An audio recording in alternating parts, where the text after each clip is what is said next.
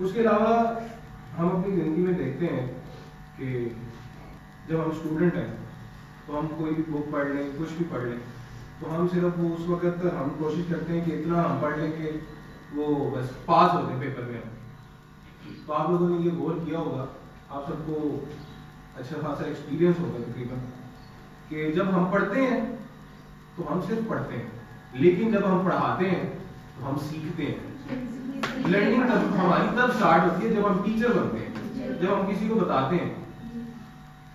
मेरा लॉ का टेस्ट था और मैं शाम को बच्चों को, मेरी अपनी अकेडमी है, मैं शाम को बच्चों को, छोटे प्राइमरी के बच्चों को, तो उनको मैं वैसे ही पढ़ा रहा, मैंने कहा यार आज मैं आपको पढ़ाता हूँ।